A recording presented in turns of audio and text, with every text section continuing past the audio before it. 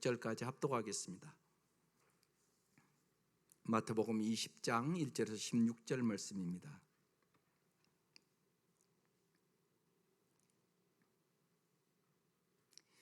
시작. 천국은 마치 품꾼을 얻어 포도원에 들여보내려고 이른 아침에 나간 집주인과 같으니 그가 하루 한 데나리온씩 품꾼들과 약속하여 포도원에 들여보내고 또 제3시에 나가보니 장터에 놀고 있는 사람들이 또 있는지라 그들에게 이르되 너희도 포도원에 들어가라 내가 너희에게 상당하게 주리라 하니 그들이 가고 제6시와 제9시에 또 나가 그와 같이 하고 제11시에도 나가보니 서 있는 사람들이 또 있는지라 이르되 너희는 어찌하여 종일토록 놀고 여기 서 있느냐 이르되 우리를 품꾼으로 쓰는 이가 없음이니이다 이르되 너희도 포도원에 들어가라 하니라. 저물매 포도원 주인이 청지에게 이르되 품꾼들을 불러 나중 온 자로부터 시작하여 먼저 온 자까지 삭슬 주라 하니 제11시에 온 자들이 와서 한 데나리온씩을 받거늘 먼저 온 자들이 와서 더 받을 줄 알았더니 그들도 한 데나리온씩 받은지라. 받은 후 집주인을 원망하여 이르되 나중 온 이 사람들은 1시간밖에 일하지 아니하였거늘 그들을 종일 수고하여 더위를 견딘 우리와 같게 하였나이다. 주인이 그 중에 한 사람에게 대답하여 이르되 친구여 내가 내게 잘못한 것이 없노라.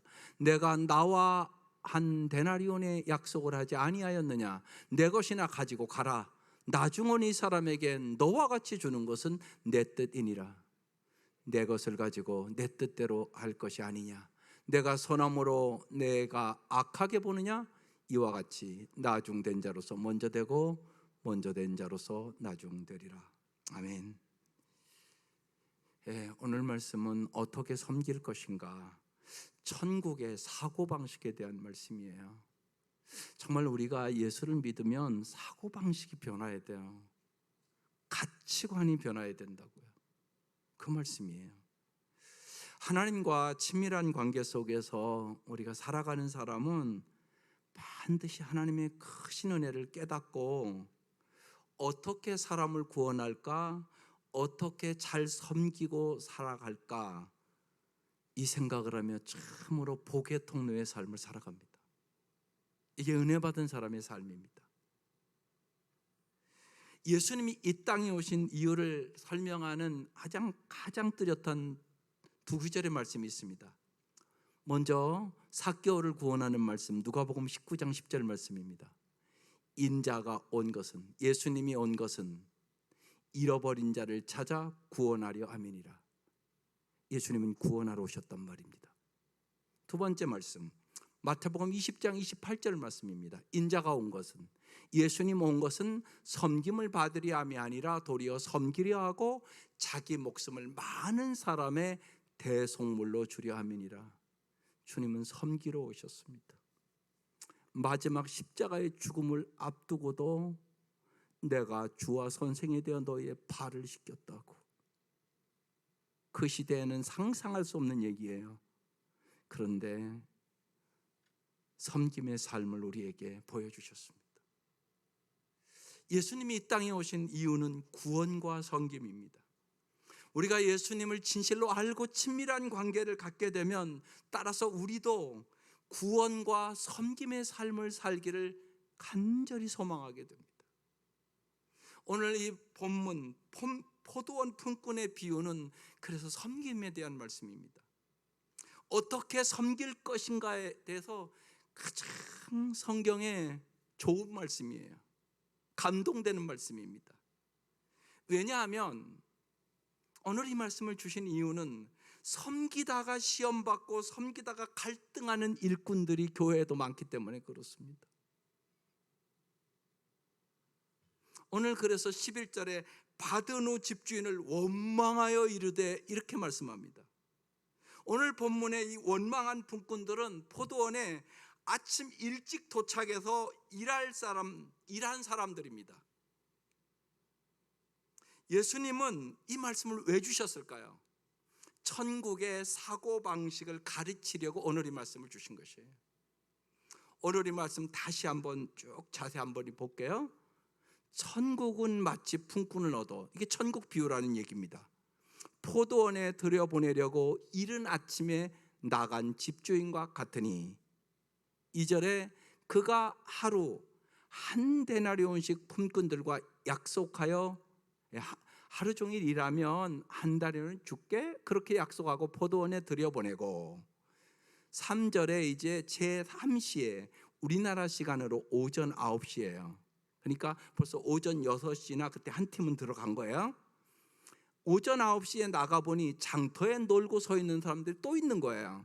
그들에게 이르되 너희도 포도원에 들어가라, 내가 너에게 상당하게 주리라 하니 그들이 가고, 제6시에 이제 12시예요 우리 한국 시간으로.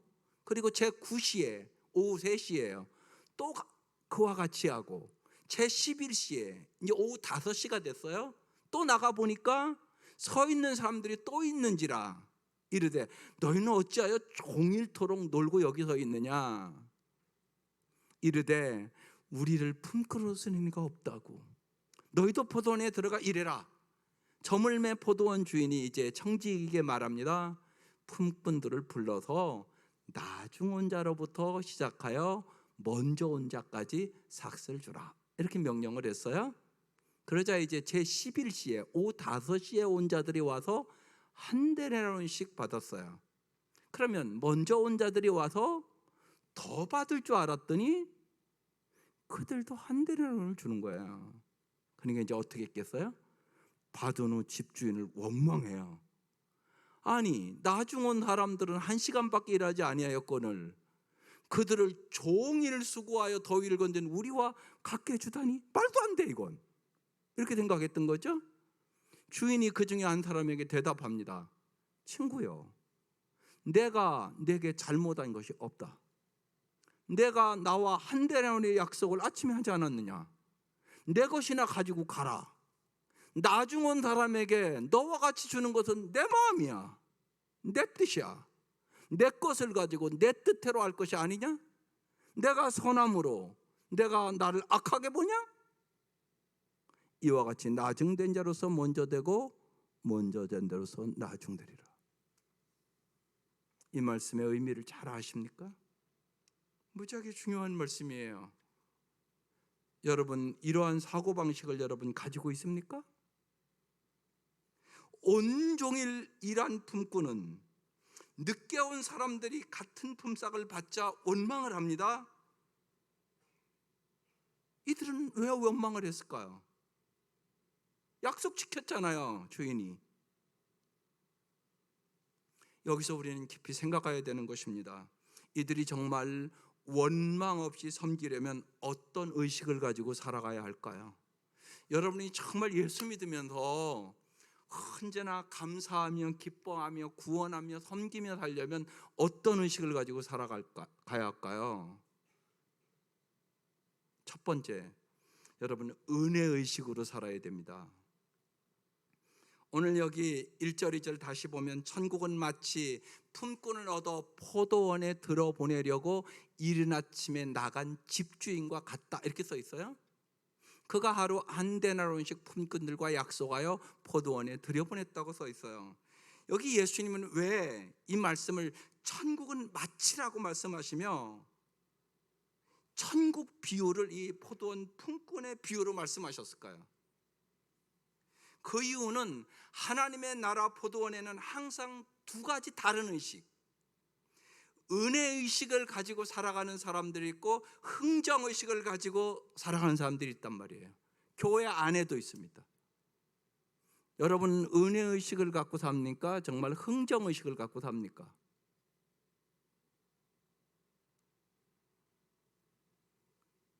오늘 이 본문은 마태복음 19장 27절을 배경으로 하는 말씀이에요. 베드로가 예수님 앞에 말합니다. 보소서, 우리가 모든 것을 버리고 주를 따라 싸우니 그런즉 우리가 무엇을 얻으리까? 베드로가 예수님께 질문하는 이 말씀은 어떤 의미일까요? 예수님, 내가 모든 것, 그물도 배도 다 버리고 가족도 버리고 주님을 따랐는데 우리에게 돌아올 대가가 무엇입니까? 이렇게 물어보는 거예요. 지금 베드로의 마음에 어떤 의식이 있는 거예요? 흥정의식을 가지고 있는 거예요. 지금 베드로가 그러면 무엇을 지금 망각한 것일까요? 베드로는 지금 부르심의 은혜를 잃어버린 것이에요. 오늘 여기 3절을 넘어가 보면 또 삼시에 나가보니 장터에 놀고 서 있는 사람이 또 있는지라 그랬어요. 또 제11시에 나가보니 서 있는 사람이 또 있는지라. 이 주인이 물어봅니다. 너희는 어찌하여 종일토록 놀고 여기 서 있느냐. 이 말씀을 깊이 깨달은 건 마다가스카르 가서 제가 깨달았어요. 이렇게 역에 내렸는데요, 일꾼들이 청년들이 쫙 서 있어요. 그래서 물어봤죠. 저 사람들 왜 저기 서 있냐고. 일이 없어서. 진짜 먹고 살기도 힘든, 빵 하나 200원짜리가 없어서 아이에게 빵을 못 주는 그 나라거든요. 일거리가 없어서 청년들이 쫙 서 있는 거예요. 오늘 그런 광경이에요. 이 말씀이에요. 부름받기 전 이들의 상태와 처지는 놀고 서 있는 사람입니다. 이들이 포도원의 품꾼으로 부름을 받지 못했다면 이들은 무의미하게 그냥 서서 놀고 삶을 낭비할 수밖에 없는 사람들이에요. 그런데 일꾼으로 불러주신 것은 전적인 주인의 은혜였단 말입니다. 여러분 생각해 보세요. 여러분 은혜가 무엇입니까?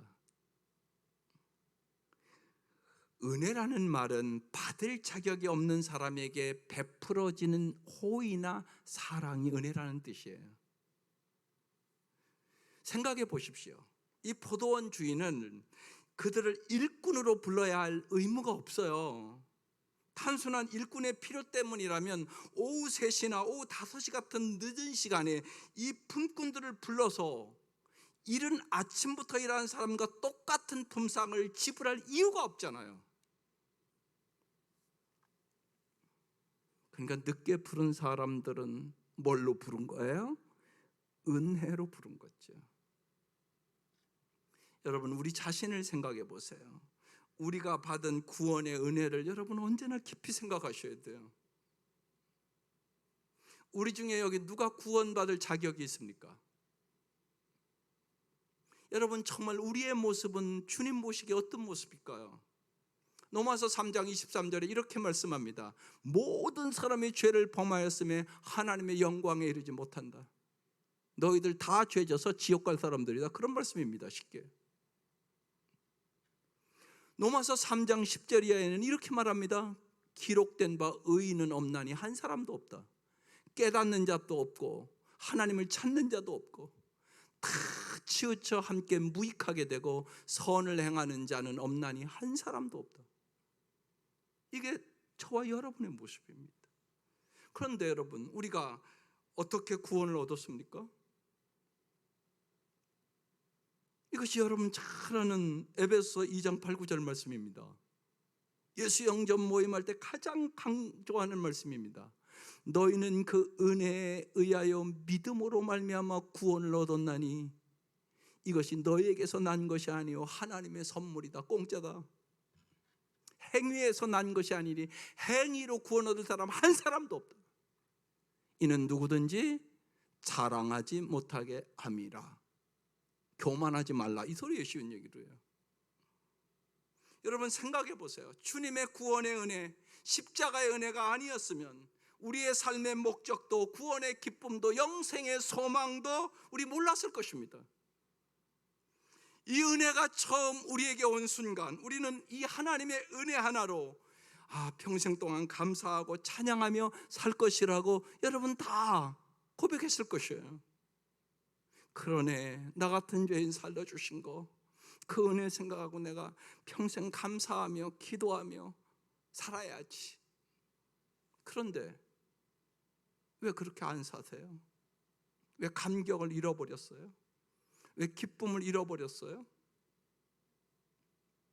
은혜를 망각한 거죠. 주님의 은혜를 망각한 거예요. 그래서 끊임없이 교회 안에서도 우리를 더 채워주지 않는다고, 더 알아주지 않는다고, 더 자기를 높여주지 않는다고 원망하고 불평하는 사람이 많다는 것입니다. 오늘 이 아침 여러분 십자가를 바라보면서 정말 감격과 마음에 참 나 같은 죄인 또 불러주셔서 나를 또 아름답게 빚어주시고 성화시키려고 불러주셨네, 하나님 너무나 감사합니다, 이렇게 예배 시작하셨습니까?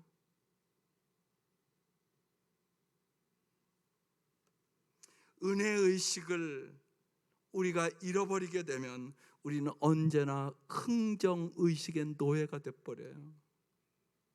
그래서 오늘 이 아침 은혜를 회복하셔야 돼요. 항상 정말로 나 같은 죄인을 구원하신 그 은혜 한 가지만 가지고도 날마다 감사하며 기뻐하며 찬양하며 살아갈 수 있기를, 영혼의 눈이 진실로 열릴 수 있기를 주의 이름으로 축원합니다.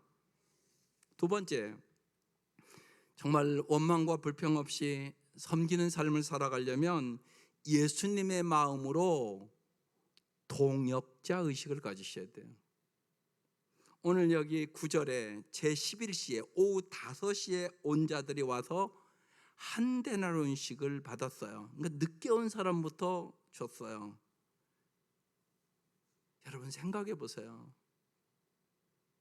이 사람은 한 데나리온을 받을 수 있는 일을 안 했잖아요. 그런데 왜 한 데나리온을 줬을까요? 이게 하나님의 마음이에요. 이 주인은 이렇게 생각하는 거예요. 늦게 온 사람도 처자식이 있는데 내가 한 데나리온을 안 주면 저것들 굶지, 그 마음으로 준 거거든요. 여러분 이게 하나님의 마음이에요. 그래서 이 말씀에 감동이 오는 것이에요. 이 포도원 주인은요, 품삯을 주고 싶어서 일꾼을 부른 거예요. 필요해서 부른 게 아니에요.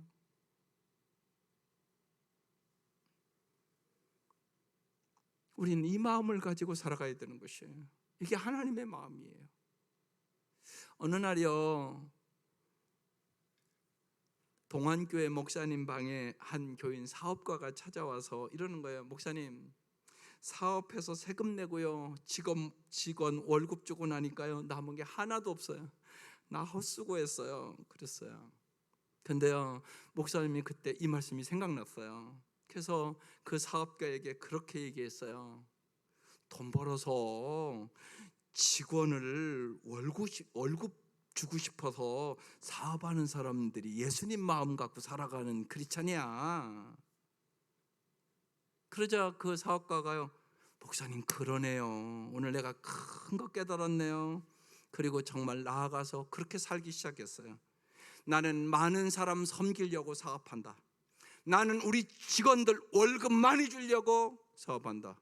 나는 정말 복의 통로가 될 것이다. 그렇게 사업을 하기 시작했어요. 어떤 역사가 일어났을까요? 그 직장에요, 예수 믿으라고 얘기 안 해도 사장님 바라보고요, 예수 믿는 직원들이요 점점 늘었고요, 교회 오라고 한마디도 안 하는데요 교회 따라왔어요. 오늘 여러분 정말 우리는 이렇게 살아야 전도할 수 있는 시대예요.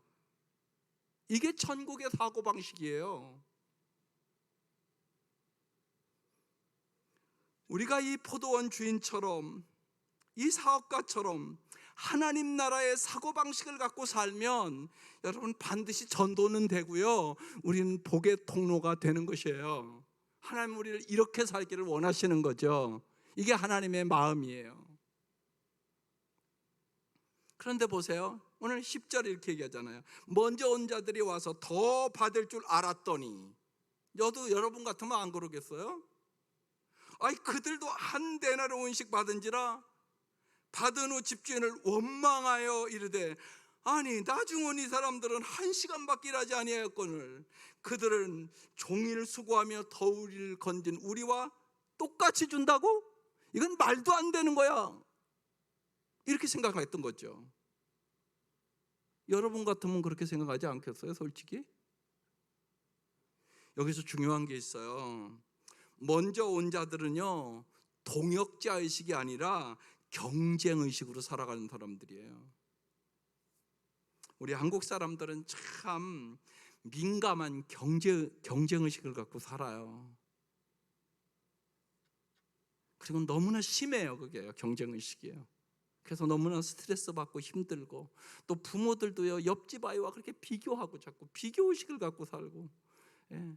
뭐 공부를 잘하든 못하든 옆집의 아이들이 학원 보내면 또 보내야 돼, 우리 아이들도. 이런 식이에요. 여러분, 이거 빨리 변화돼야 돼요. 예수 믿으면 변화해야 돼요. 고 이규태 선생님이라는 분이요, 한국인의 의식고조라는 유명한 책을 썼어요. 거기 보면 이런 내용이 왔어요. 한국 사람들의 많은 의식구조는 어떠냐? 독 속의 바닥에와 같다 그랬어요.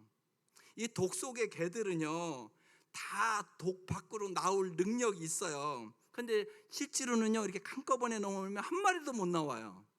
왜요? 기어 올라가면 콕 다른 개가 끄집어내리고 서로 그러다가요 한 마리도 못 올라와요. 한국인의 의식구조가 너무 이렇다고 그는 그렇게 비유를 했어요. 한 마리의 개가 밖으로 나가려면 다른 개가 그 뒷다리를 붙들고 끊임없이 늘어지기 때문에 한 마리도 밖으로 나올 수가 없다고 그랬어요. 실제로 그렇거든요. 심지어는 외국에 나가서도요 한국 사람끼리 얼마나 경쟁하고 싸우는가를 몰라요. 여러분, 이것이 변화돼야 돼요. 경쟁의식이 아니라 서로 동역자로 이해하면서 서로 살려내는 상생의 의식을 가지고 살아야 돼요. 그래야 하나님의 나라가 확장될 수 있는 거죠. 그래서 정말 어렸을 때부터 아이들에게 그렇게 가르쳐야 돼요. 공부해서 남주자, 그렇게 가르쳐야 되는 거예요. 돈 많이 벌었으면 많이 나누어 줘야 되고, 많이 배웠으면 그 지식으로 못 배운 사람 무식하지 말고 섬겨야 되고, 이게 크리스찬의 삶이에요. 주님이 섬기러 이 땅에 오셨는데요, 마지막 십자가를 앞두고 죽으면서도 제자들의 발을 씻겨주시면서 내가 주와 선생이 되어 너희의 발을 씻겼으니 너희도 이렇게 행하라고 말씀하셨는데요. 여러분, 아이들도 좀 잘 섬겨야 돼요. 여러분 잘 생각해 보세요. 우리 한국은 유교적인 구조이기 때문에 밑에 사람이 윗사람을 섬겨야 된다고 생각을 해요. 그게 일반적인 우리의 의식 구조예요. 근데 성경은 아니네요. 예수님이 우리를 죽기까지 섬겼다고 그러시네요. 그러니까 여러분 잘 생각해 보세요. 정말로요, 여러분이 애들 하는 것이 무례합니까? 애들이 여러분이 하는 게 무례합니까? 여러분이 애들에게 너무 함부로 하지는 않습니까? 너무나 막말하지 않습니까? 누가 더 하나님 보시기엔 무례할까요? 하나님 보시기에 부모들이 더 무례할까요? 애들이 더 무례할까요? 많은 경우는 아닌 것 같아요. 부모들이 훨씬 무례해요. 함부로 말하고요, 상처 주고요, 애들 무시하고요, 세상 가치관을 가지고 언제나 비교해서요 인격 무시하고요, 그런 부모들이 너무너무 많은 거예요. 여러분, 이거 바꾸셔야 돼요. 그건 크리스찬의 삶이 아니라고 주님 가르쳐 주시는 거예요. 결국 새벽부터 와서 일한 사람도, 오후 늦게 온 사람도 먹여 살려야 하는 사랑하는 가족이 있음을 오늘 본문은 알고 예수님의 마음을 가지고 다 한 포도원의 일꾼이라는 동역자 의식을 가졌다는 사실이에요. 초대교회 중에 가장 내부의 갈등이 심했던 교회가 고린도 교회예요. 바울파, 아볼로파, 베드로파, 심지어는 그리스도파까지 있었어요. 이때 바울은 너무나 그 모습이 안타까워서 이렇게 고린도전서 3장에 얘기해요. 그렇다면 아볼로는 무엇이고 바울은 무엇입니까? 아볼로와 나는 여러분을 믿게 한 일꾼들이며 주님께서 우리에게 각각 맡겨주신 대로 일하였을 뿐입니다. 나는 심었고 아볼로는 물을 주었습니다. 그러나 하나님께서 자라게 하셨습니다. 무슨 말씀입니까? 바울은 기초를 놓았고 심었고, 말씀의 은사를 가진 아볼로는 물을 주었고, 누가 자라게 했다고요? 하나님이 자라게 하셨다고 말씀하세요. 지도자의 은사는 우월의 문제가 아니라 다 다른 것일 뿐이세요. 김동원 목사님이 일찍 40이 안 돼서 동안교회를 갔어요. 젊은 목사가 와서 열심히 목회를 하니까 금방 청년들만 2,000명이 모였어요. 어느 날 김동원 목사님이 내가 목회를 잘해서 이렇게 청년들이 많이 모이지, 그런 마음의 교만함이 들어가서 새벽에 기도하는데 주님이 그러더라는 것이에요. 너 교만하지 말라고. 너 때문에 부흥한 줄 아냐? 아니라고. 네 원로 목사가 기초를 잘 놓았기 때문에 부흥한 거라고. 만약 자기가 그날 그 하나님의 음성을 못 들었다면 자기는 정말 교만한 목사로 하나님 앞에 버림받았을 것이라고. 그날 깊이 회개를 했다고 그런 간증을 하시대요. 여러분, 언제나 잊지 마십시오. 우리는 교만과 끊임없이 싸워야 하는 것이에요. 우리의 마지막까지 마귀가 공격하는 것이 교만이에요. 여러분, 간음죄보다 더 무서운 것이 교만죄예요. 구원도 못 받아요, 교만하면. 그래서 성경은 얘기하는 거예요. 교만은 패망의 선봉이다, 넘어짐의 앞잡이다. 그래서 정말 날마다 주님 앞에 겸손하기를 위해서 기도하셔야 되는 거죠. 고린도서 3장 7절 이하에 그래서 바울은 이렇게 얘기해요. 그러므로 심는 사람이나 물 주는 사람은 아무것도 아니요, 자라게 하시는 분은 하나님이십니다. 심는 사람과 물 주는 사람은 하나이며 그들은 각각 수고한 만큼 자기의 삭슬 받을 것입니다. 우리는 하나님의 동역자요, 여러분은 하나님의 밭이요, 하나님의 건물입니다. 이렇게 고백해요. 지도자는 은사가 다양하고 추종하는 자도 다르지만 경쟁자가 아니라 동역자라는 것이에요. 중요한 것은 나의 영광이 아니라 하나님의 나라요, 하나님의 교회가 중요한 거예요. 우리는 하나님의 나라와 그분의 교회를 세우기 위하여 부름받은 일꾼일 뿐이란 말입니다. 따라서 하나님 나라의 일꾼들에게 가장 중요한 것은 경쟁의식을 버리고 예수님의 마음을 갖고 동역자의식을 갖는 거예요. 성경의 일꾼과는 함께 승리하는 의식이에요. 그때 우리는 우리의 원망을 버리고 즐겁게 동역하는 참다운 섬김의 사람으로 주님 보시기에 으뜸되는 삶을 살아갈 수 있게 되는 거죠. 마지막 세 번째로, 정말 우리가 원망과 불평 없이 살기 위해서는 빚진 자의 의식을 가져야 돼요. 오늘 여기 10절에 먼저 온 자들이 더 받을 줄 알았다고 그랬어요. 여러분, 마땅한 생각이라고 여러분도 생각하지 않았겠어요? 더 오래 일했으니까 더 많은 품삯을 받는 것이 마땅하다. 이것들은 뭐라고 그래요? 공로의식이라고 그래요. 여러분, 공로의식을 극복하려면 반드시 빚진 자 의식을 가져야 돼요. 다른 동료보다 더 일찍 와서 더 일했지만 주인에게 받은 큰 은혜를 생각할 때 나는 갚을 수 없는 은혜를 지고 있는 사람이야, 이 생각을 하면 더 많이 일한 것이 공로라고 생각할 수는 없는 거예요. 여러분, 생각해 보시라고요. 내가 더 많이 일할 수 있었다면 하나님께서 더 건강도 주셨고요, 더 은혜를 주셨고요, 더 일찍 불러서 하나님 은혜 가운데 더 많이 살았잖아요. 고린도전서 15장 그래서 9절에 10절에 사도 바울은 자기의 은혜를 이렇게 간증합니다. 나는 사도들 가운데서 가장 작은 사도입니다. 나는 사도라고 불릴 만한 자격도 없습니다. 그것은 내가 하나님의 교회를 박해했기 때문입니다.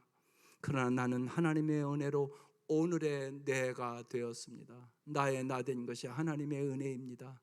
나에게 베풀어 주신 하나님의 은혜는 헛되지 않았습니다. 나는 사도들 가운데서 어느 누구보다도 더 열심히 일하였습니다. 그러나 이렇게 한 것은 내가 아니라 나와 함께 하신 하나님의 은혜입니다. 하나님의 은혜가 아니면 여러분이 어떻게 이 자리에 나와 있을 수 있겠습니까? 하나님의 은혜가 아니면 여러분이 어떻게 하나님의 일을 할 수 있겠습니까? 언제나 이기적이고 자기중심적이고 자기 앞밖에 모르는 것이 나 아닙니까? 솔직히 하나님의 은혜가 아니면 우리는 절대로 섬김의 삶을, 봉사의 삶을 살아갈 수 없습니다. 오직 하나님의 은혜를 받은 사람만 그렇게 살아갈 수 있게 되는 것이에요. 여러분, 정말로 우리가 하나님께 받은 은혜를 깊이 생각해 보세요. 지옥 갈 수밖에 없는 우리를, 우리의 먹빛보다 더 검은 죄를 용서해 주시고, 그뿐만이 아니라 하나님의 자녀 삼아 주시고, 천국 백성 삼아 주시고, 더럽고 취한 우리들을 십자가의 피로 깨끗하게 씻어 주시고, 우리를 의롭다가 하시고, 우리에게 새 생명을 주시고, 날마다 오늘 이 아침도 우리를 불러주셔서 우리를 성화시켜 주시고, 변함없는 사랑을 주시고, 삶의 의미와 목적을 주시고, 감사와 찬양과 기도하며 살도록 인도하여 주시고, 이 시간도 천국의 사고방식을 가지고 참으로 자유가 은퇴, 너희가 섬기며 으뜸되는 삶을 살면 내가 천국에서 영원한 상급을 줄게, 그러면서 오늘 이 아침 우리를 불러주신 거 아니에요? 여러분, 갚을 수 없는 은혜 아닙니까? 이 은혜를 생각하면 우리는 항상 사랑의 빚진 자 의식을 가지고 살아가는 것이 마땅한 것입니다. 그래서 바울은 로마서 13장 8절에 이렇게 말씀합니다. 서로 사랑하는 것 외에는 아무에게도 빚을 지지 마십시오. 남을 사랑하는 사람은 율법을 다 이룬 것입니다. 시편 기자는 이 하나님의 은혜를 깊이 경험하고 시편 115편 1절에 이렇게 하나님 앞에 올려드립니다. 여호와여, 영광을 우리에게 돌리지 마옵소서. 우리에게 돌리지 마옵소서. 오직 주는 인자하시고 진실하심으로 주의 이름에만 영광을 돌리소서. 여러분, 주님께만 영광 돌리려고 그러면 뭐 시험 들 게 어디 있겠어요? 그렇잖아요. 이게 은혜 받은 사람의 고백이에요. 우리 찬송가 오늘 이제 말씀 끝나고 부를 323장은 부름받아 나선 이 몸이에요. 신학교 가면 이걸 많이 불러요. 처음 오면 이 찬송가를 예배 드릴 때마다 불렀어요. 그 중에 3절의 찬송이 오늘 말씀이에요. 존귀 영광 모든 권세 주님 홀로 받으소서. 멸시천대 십자가는 제가 지고 가오리다.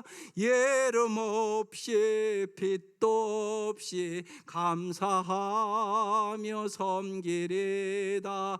예름 없이 빚도 없이 감사하며 섬기리다. 이것이 우리의 고백이 되어야 되는 것이에요. 사랑하는 성도 여러분, 우리 모두 다 언제나 오늘 이 말씀을 기억하시고 천국의 사고방식을 가지고 살아야 하나님의 나라를 확장시킬 수 있습니다. 은혜의식을 가지고, 동역자의식을 가지고, 정말 남이 잘 되는 것이 너무나 기쁘고, 저렇게 늦게 왔는데도 주인이 저렇게 많이 줘서 저 가족들이 굶지 않을 것 같아서 너무나 기쁘다. 이게 동역자의식이에요. 그리고 사랑의 빚진 자의식을 가지고 이제는 원망하고 불평하는 삶이 아니라 감사하고 찬양하고 주님의 그 은혜와 주님의 그 사랑에 오직 주님께 영광 돌리며 살아가는 저와 여러분 되시기를 주의 이름으로 축원합니다. 기도드리겠습니다.